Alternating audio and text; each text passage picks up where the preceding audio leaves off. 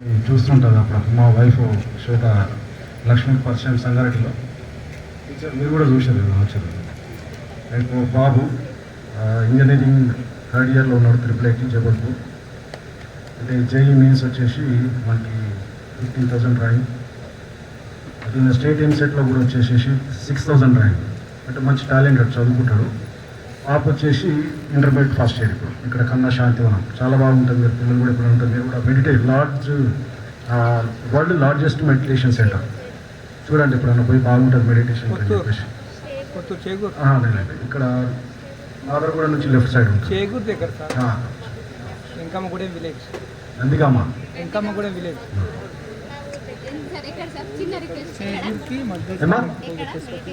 నందిగామ నాగర్గూడ నుంచి వెళ్ళి శంషాబాద్ రోడ్ తెలుసు సార్ మాకు. నందిగామ లేదు, ఈ నందిగామ వస్తే అది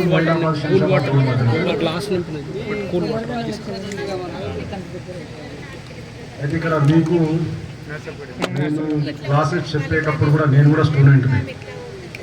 మీకు చెప్పేటప్పుడు నేను అక్కడ డిగ్రీ చదువుకుంటున్నాను. అంటే డిగ్రీ ఆల్మోస్ట్ అయిపోయింది నాకు 98, 99. నేను కూడా అప్పుడు మీకు ఏ విధంగా చెప్పినా నాకు కూడా వాస్తవానికి గుర్తులేదు. అప్పుడు మీకు ట్రిగోనోమెట్రీ సబ్జెక్ట్ ఉంటుంది, నాకు కూడా సరిగ్గా రాదు.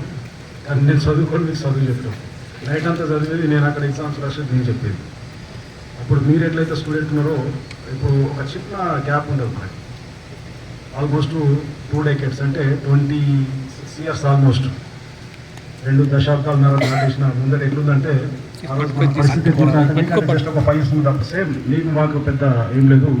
ఆ రోజు మన బ్యాగ్ చిన్నది, పుస్తకాలు పెద్దగా ఉంటాయి. అంటే బ్యాగ్లో పట్టకపోయాయి, అది మన మసాలా సంచులు ఉండేది కదా, దాన్ని పెట్టుకుని వచ్చేది మనం. సేమ్ నా పరిస్థితి కూడా అది. జేబులు పెద్దగా, రూపాయలు ఉండకపోయాయి. అవునా కదా, పెద్ద జేబులు ఉండేది. అంటే దగ్గర కంటే కిందకు ఉండేది, కానీ అట్లా పైసలు ఉండకపోయాయి. ఎందుకు చెప్తున్నా అంటే నాకు మాణిక్ రెడ్డి సార్ ఒక కమిట్మెంట్ ఇచ్చింది, లేదురా స్కూల్లో 0 రిజల్ట్ ఉంది, దాన్ని రిక్వెస్ట్ చేసిన పాపం. అంటే ఇక్కడ నాకు కొంచెం మ్యాథమెటిక్స్ వచ్చేది కాబట్టి అది వచ్చి రిక్వెస్ట్ చేసిన సార్, లేదు ఇక్కడ 0 రిజల్ట్ ఉంది, పరిస్థితి వేరు ఉంది, ఎవరు ఇచ్చినా ఇవ్వకుండా నా జీతంలోకి వచ్చి నీకు నెలకు 1000 రూపాయలు ఇస్తాను చెప్పేసి. నేను జూన్కల్ నుంచి ఇక్కడికి రావాలి. నా పరిస్థితి కూడా ఏంటంటే నేను బస్ ఎక్కిపోవాలంటే నేను అప్పుడు చేయాలనుకుంటే అక్కడ చర్యాల గేట్కి పోయి ఎక్కాల్సింది బస్. సైకిల్ కూడా లేదు. మీ ఎద్దుమైనా గుర్తుందో లేదా, నేను మీతో పాటు నడుచుకుంటూ వచ్చేది, మళ్ళీ చెప్పేది, మళ్ళీ పోయేది, మళ్ళీ నైట్ క్లాస్కి వచ్చి చెప్పిపోయేది. మీకు ఎందుకు చెప్తున్నా డీటెయిల్ అంటే మీకు కూడా ఇప్పుడు చిన్నపిల్లలు ఉన్నాం. నేను మీకంటే ఒక 5 years ముందున్నా కాబట్టి నేను 10th చదివినప్పుడు మాకు కూడా నైట్ క్లాసెస్ పెట్టాను.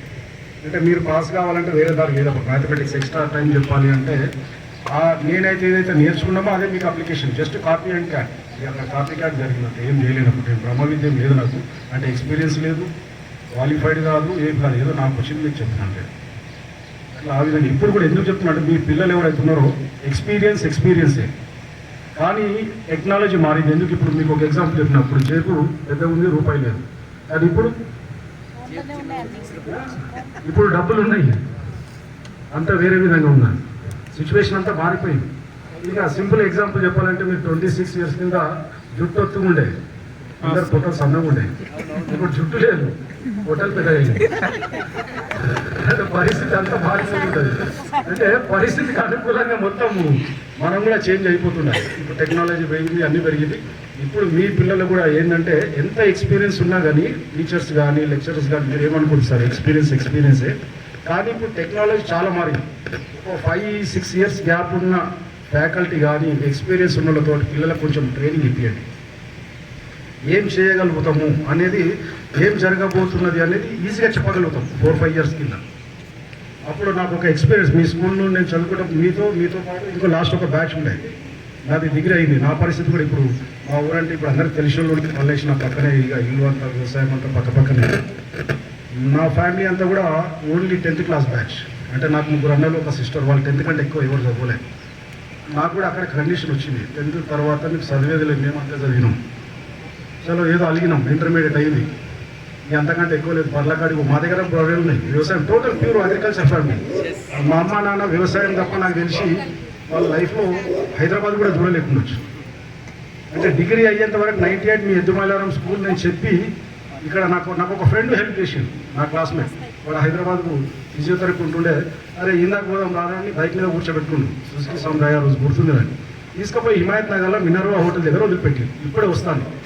నమ్మండి నమ్మకపోండి, ఆ రోజు నాకు అదే స్లిప్పర్స్ ఉన్నాయి, ఒక ప్యాంటు షర్టు, పొద్దు నుంచి సాయంత్రం దాకా కూర్చున్నా, రూపాయి లేదు. మీరు నమ్మండి నమ్మకపోండి, ఎవరు తెలియదు హైదరాబాద్, నో ఫోన్ నథింగ్. ఆ రోజు అక్కడ కూర్చొని అన్నీ అంటే నాకు మొండి నేను చాలా భయపడ మొండితనం ఎక్కుంటాను, ఏదైనా ఫేస్ చేయాలని చెప్పేసి. ఎందుకు అని అంటే ఇంటర్ తర్వాత మళ్ళీ చదువు మానేయమన్నారు, డిగ్రీ తర్వాత సేమ్ కండిషన్, మళ్ళీ డిగ్రీకి ఎంట్లకెచ్చి పారిపోతాయని చెప్పేసి పొలంలో పోయి పడుకున్నాను. నేను ఇప్పటిదాకా ఎవరికి షేర్ చేయలేదు. ఇక్కడ పోయి పొలంలో పడుకున్నాం, అన్న రోజంతా వెతికి సాయంత్రం నన్ను పట్టుకొచ్చేసి సరే ఏంటంటే మళ్ళీ డిగ్రీ అడ్మిషన్స్ అయిపోయినాయి. మనోడు చెప్పినట్టు ఏదో విజ్ఞాన కాలేజీలో జాయిన్ అయినాం.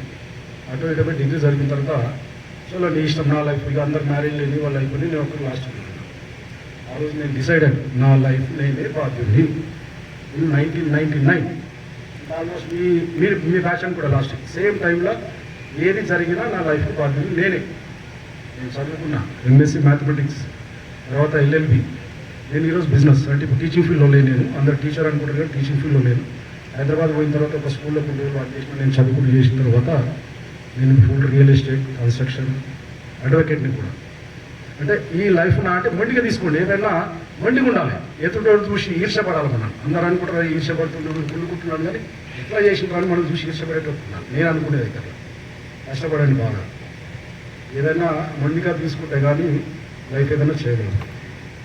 ఈ లైఫ్లో సంపాదించడానికి రకరకాలుగా ఆప్షన్స్ ఉంటాయి. ఒకటి ఏంటంటే job oriented, career oriented, money oriented, ఇవన్నీ బిజినెస్ ఓరియంటెడ్, ఇవన్నీ కలిపి మనీకే ఉంటుంది. కానీ ఒక్కొక్క లైఫ్ స్టైల్ ఉంటుంది. ఇప్పుడు కెరియర్ ఉంటారు, ప్రొఫెషనల్ ఉంటారు, జాబ్ ఉంటారు, మనీ ఉంటుంది, బిజినెస్ ఎన్నో రకాలుగా ఉంటుంది. మనకేం కావాలనేది, మనకి ఎక్కడ లోపం ఉన్నది, మనకేం కావాలి అది మనం డిసైడ్ చేసుకోవాలి. దానికోసం కష్టపడేది 100% వస్తుంది. సింపుల్గా చెప్పాలంటే పొద్దున లేవగానే మనం ఉన్నామంటే మన తలుపులు ఇట్లా అంటే మన పని ఇట్లా ఓపెన్ అయిపోవాలి.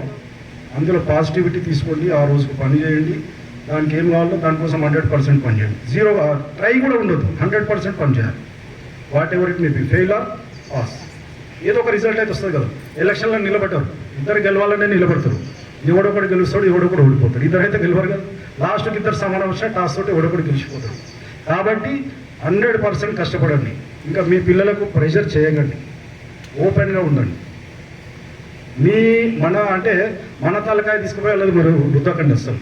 వాడు ఏం కావాలనుకుంటుండ్రు, వాడు ఏం చదవాలనుకుంటుండ్రు, ఏంది అనేది మనం గైడ్ చేయాలి. కానీ మన కళ వాళ్ళ మీద పెట్టు 100% గుర్తుపెట్టుకోండి. ఎందుకంటే ఇప్పుడు ఎందుకు చెప్తున్నట్టే మీకు అప్పుడు కూడా నాకు 5 years ఇప్పుడు నా పిల్లలు కూడా ఉన్నారు కాబట్టి చెప్తున్నాను. ఇప్పుడు మా బాబు వాడు ఒకటే అన్నాడు, నేను కార్ తయారు చేయాలి, నా గోల్.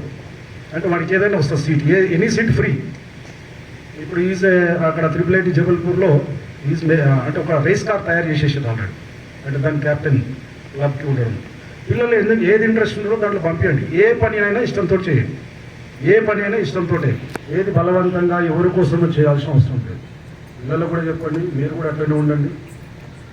ఇక మెమరీస్ వచ్చేసరికి మీరు అందరూ అంటున్నాం కదా, ఈ రీయూనియన్ వల్ల చాలా అడ్వాంటేజెస్ ఉంటాయి. ఇప్పుడు రకరకాల ఒక్కొక్క ఎక్స్పీరియన్స్, ఒకరు జాబ్ ఉన్నారు, ఒకరు బిజినెస్ ఉన్నారు. ఇది ఒక పెద్ద నెట్వర్క్. ఇది సలహాలు ఏదైతే మంచిగా ఉన్నదో అదే తీసుకోండి. పాత 90 ఇప్పుడు ఎప్పుడంటే 2000 అప్పుడు 2000 ఆ మెమరీస్ తీసుకొని ఆ పనికిరాని అప్పుడు మెమరీస్ అవి అట్లనే ఉంచండి. కానీ కొన్ని పనికిరాని తీసుకొని దాన్ని నారో మైండ్ పెట్టుకొని ఇంకా అట్లనే ఆలోచించకండి. అర్థమైంది? ఆ నారో మైండ్ అక్కడనే ఉంటుంది, అదే జరిగింది, అదే అని కాకుండా రీకలెక్ట్ చేసుకొని మళ్ళీ కొత్తదనంతో అందరూ హ్యాపీగా ఉండండి, ఎంజాయ్ చేయండి. హ్యాపీగా ఉండాలి, ఎంజాయ్ చేయాలి, రెండు చేయండి. Okay, all the best.